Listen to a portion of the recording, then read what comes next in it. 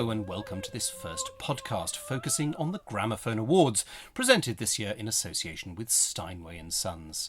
I'm James Jolly, and that was the voice of Gramophone's current Artist of the Year, the mezzo Joyce DiDonato, from her recital disc for Virgin Classics, Diva Divo. The voting for the Artist of the Year has opened, and you have the opportunity to help select our new Artist of the Year. We've lined up 10 contenders, all of whom have made an outstanding contribution to classical music over the past 12 months and who are at the peak of their form. To help you make your decision, we've asked some of our contributors and editorial team to talk about each of the artists, and we've included a clip from a recent recording. First up is a conductor who's been making waves on both sides of the Atlantic, Andreas Nelsons. This past year has seen him at Bayreuth, the Met and at Covent Garden, as well as with his own orchestra, the City of Birmingham Symphony Orchestra. Here's Rob Cowan. The great thing about Andreas Nelsons is that his style of conducting harks back to an earlier generation. You listen to the recordings of people like Mengelberg and especially Beecham, and they have a natural sense of rubato, a sense of how the music should breathe and move. And you come to a lot of people today, and there's a certain rigidity about their conducting. Not everybody. There have been some good people like Petrenko come along in recent years, but that wonderfully expressive sense of line is something that's very rare, and that's something he has. I've just heard him conduct Richard Strauss, Don Juan and the Dance of the Seven Veils, and in the tone poem, the sort of lyrical line, the sort of expressive playing you can get from the CBSO would have been unthinkable a generation or so ago. But he's got that ability to inspire that quality in his players. And also a sense of spontaneity. You know, I watched him rehearse, very cool, very organised, tightening all the nuts and bolts. Come the performance, totally different animal. You know, on top of all that preparation comes this burning spontaneity and passion. That, I think, is what's going to carry him through in the coming years.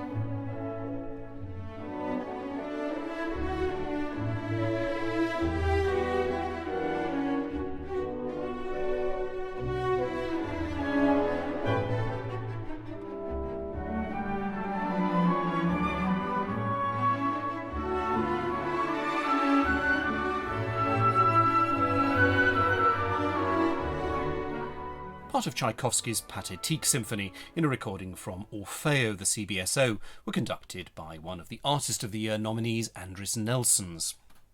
Next up, one of the most dynamic pianists on the planet, Lang Lang. Here to champion him is Bryce Morris.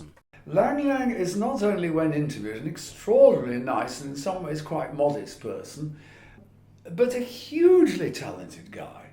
And if you think he's going to burn out with all this quite inhuman schedule he takes on, playing night after night, actually the playing is becoming better and better.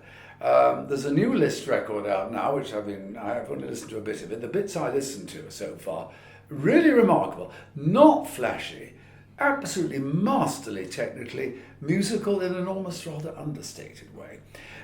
In a live recital from Vienna, which I reviewed in the Gramophone some time ago, the Beethoven sonatas were the star turn. Now this is interesting. This is someone whose enthusiasm seems to go with having his feet on the ground in his career. I'm very enthusiastic about him, and I have the highest hopes for Lang Lang.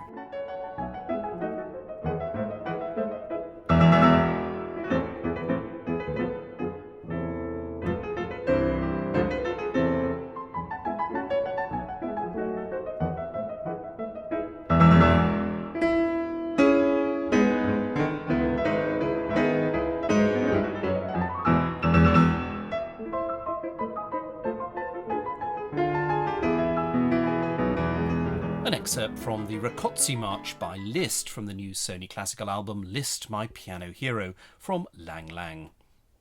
The trumpeter Alison Balsom goes from strength to strength, and her discs for EMI have been selling incredibly well. Here's Gramophone's editor James Invern to talk about her art.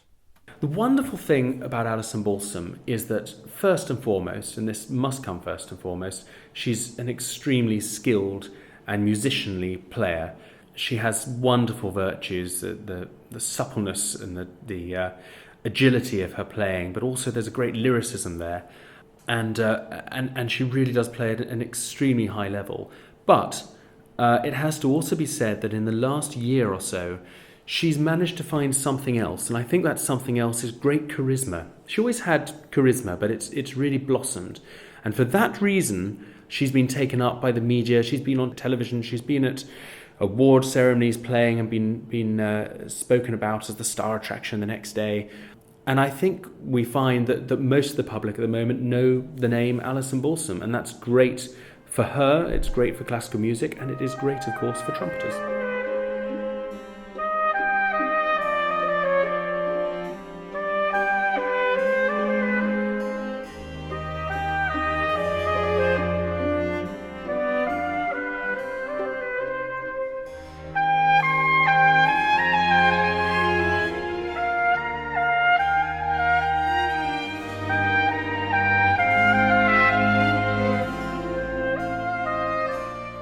Part of an oboe concerto transcribed from themes by Cimarosa by Arthur Benjamin and played there by Alison Balsom with a Scottish ensemble. That comes from Alison Balsom's EMI disc of Italian concertos. The violinist Alina Ibrahimova has been recording the sonatas for piano and violin by Beethoven with the pianist Cédric Tiberghien for Wigmore Hall Live. The cycle was completed this year with Volume 3. Here's Rob Cowan to explain what makes Ibrahimova such a special musician. Alina Ibrahimova is an artist with a real imagination. She has an imagination for programming. She has her own personal style. She has a very sylph-like sound, if I can put it that way, and is marvellous in duet partnerships and sonatas. And she has an understanding of music that refreshes it at the same time. So she doesn't come with an agenda that's inherited from artists of the past, which so many of her predecessors have, but with a new way of hearing the music. It's sort of a little bit like the period instrument performance school, but not like it, so to speak. And I always find her performances refreshing, enlightening, and they somehow give an extra dimension to the music that she plays, and I always enjoy listening to it.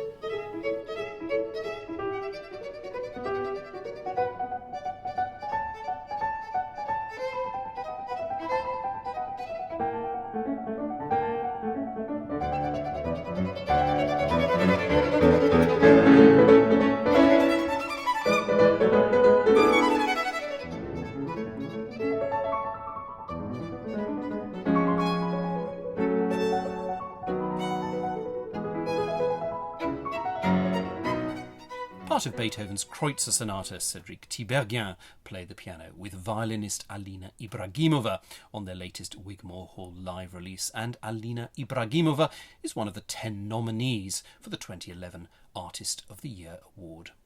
Now, few German tenors have grabbed the public imagination more dramatically than Jonas Kaufman. He's riding high at the moment, not surprising given his extraordinary voice. Here's Jeremy Nicholas. Well, I suppose most of us associate Jonas Kaufman with the German repertoire and Wagner and all those big things which he does so well. But I was quite amazed at his versatility when his latest CD arrived, which is a disc of Verismo arias, which is to say a selection of arias from operas written sort of late 19th, early 20th century, people like Puccini, of course, Giordani and others. And he has got this wonderful Italianate flavour in his voice as well, which is more dark-hued than you normally expect in a sort of true Italian tenor, like, looking back, people like Björling and Gigli and people like that. But what Kaufman has that these older boys, I don't think, have to quite the same degree, is a fantastic emotional truth and engagement with the music. And so when I listen to this CD of all these very passionate and dramatic arias, lots of everybody dying and desperately in love, you really did feel that the guy was going through it. These were theatrical performances. Colpito qui m'avete, ovvio geloso cielo, il più puro palpitar dell'anima. Or vedrete fanciulla qual poema e la parola amor qui causa di scherno. Part of an aria from Jonas Kaufman's most recent Decca release, Verismo Arias, for which he was accompanied by the orchestra of the Santa Cecilia Academy in Rome and Antonio Pappano. Now, if Kaufman has a voice of colossal power and subtlety, our next artist, another conductor, can light up concert halls with his megawatt musical personality. He's Gustavo Dudamel, now ensconced in Los Angeles as the musical boss of the Philharmonic, but also regularly heard with his Venezuelan Simon Bolivar Orchestra and the Gothenburg Symphony Orchestra. Here's Rob Cowan on the Dudamel magic. When I first heard Gustavo Dudamel, it was the record of Mahler's Fifth Symphony. I thought, hello, there's something going on here. There's a real interpreter, a real conductor.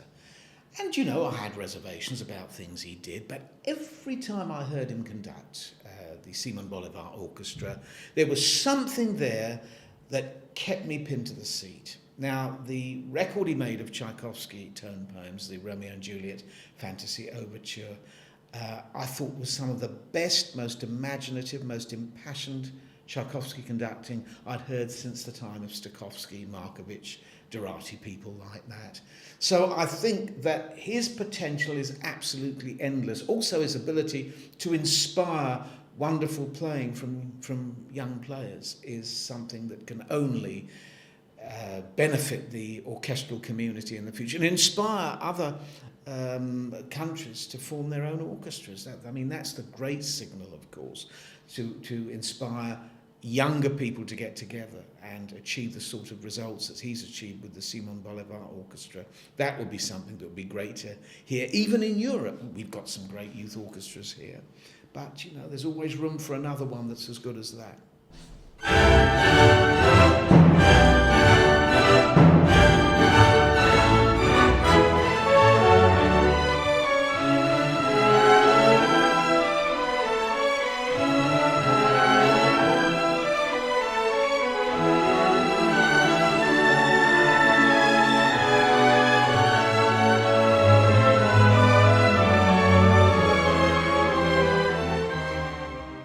Part of Carl Nielsen's Fourth Symphony, the inextinguishable Gustavo Dudamel was conducting the Gothenburg Symphony Orchestra on a brand new DG release. Next up among the nominees for the 2011 Gramophone Awards Artist of the Year Award is one of the great pianists of our day, Mitsuko Uchida.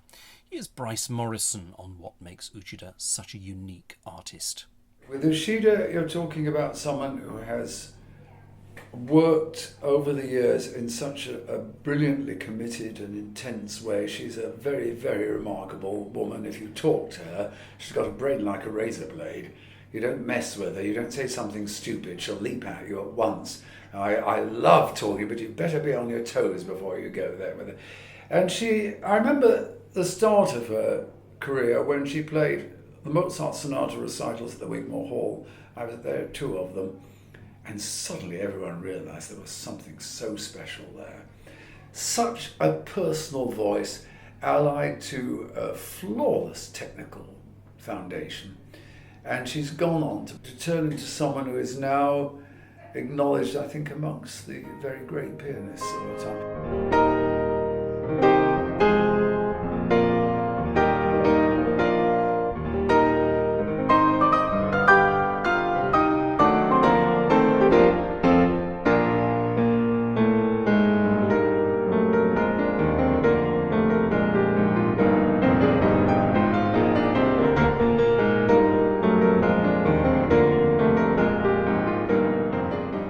Mitsuko Uchida playing Schumann, part of the fantasy in her recent Decca album that also contains the Davidsbündler-Tänzer.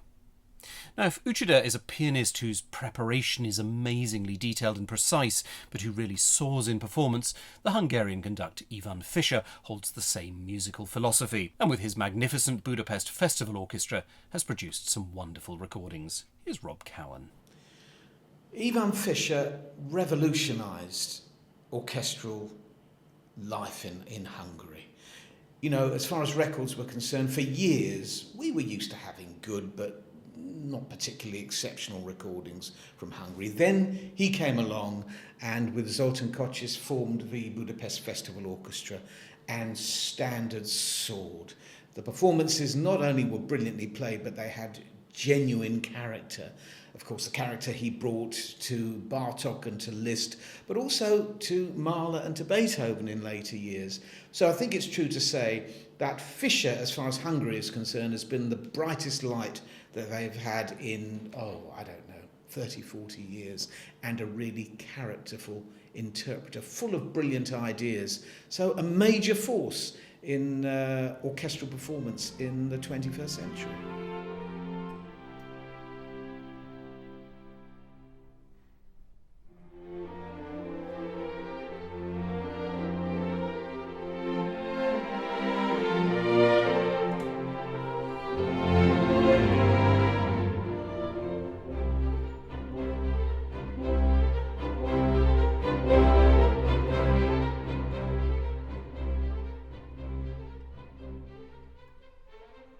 The Pastoral Symphony, Beethoven's Sixth, played by the Budapest Festival Orchestra under Ivan Fischer, a Channel Classics release. The Catalan viol player and conductor Jordi Savall has gathered a huge following with his vibrant performance style, as demonstrated both in the concert hall and on disc. Here's Lindsay Kemp on why you should vote for Savall. He's certainly a dominant figure in the world of early music. Somebody who commands a great deal of respect, and somebody who, in performance, live or on disc, is able to compel the listener, absolutely. Create an atmosphere, create his own little world, draw you in. He plays, apart from anything else, he plays the bass viol, one of the noblest instruments ever, in my opinion. He plays it so beautifully, unfailingly beautifully, and he draws you in with the sheer beauty of it and the poetry of his playing. He also covers a very wide range. Early music is a very wide range of repertoire. It covers many centuries of repertoire, and he has covered a lot. And he also covers a very wide geographical range. He has shown enormous interest in non-Western traditions. He's done a number of projects which have linked European early music to music in the Far East, music in Latin America, music on the Celtic fringes. He's brought all these things in together. Yes, I suppose you could say he has created his own world of early music, if you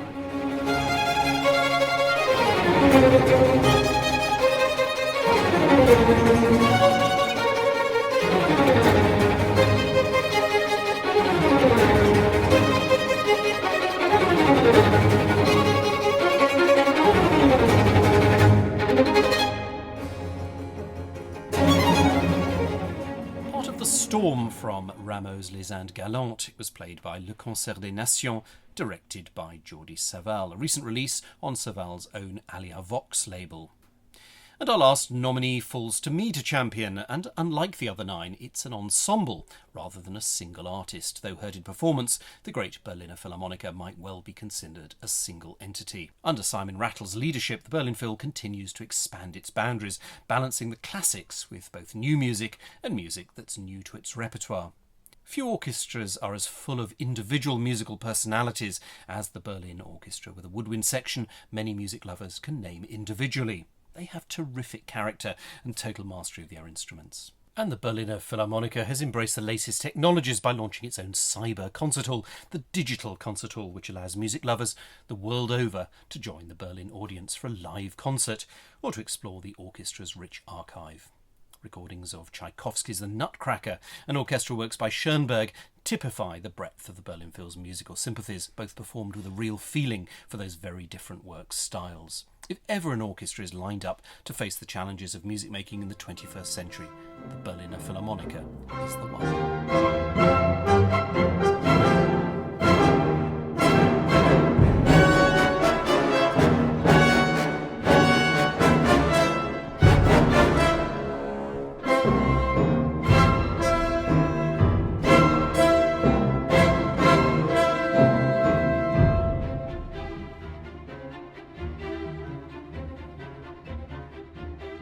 Part of the symphony in 3 movements by Stravinsky, Sir Simon Rattle conducted the Berlin Philharmoniker on that EMI release.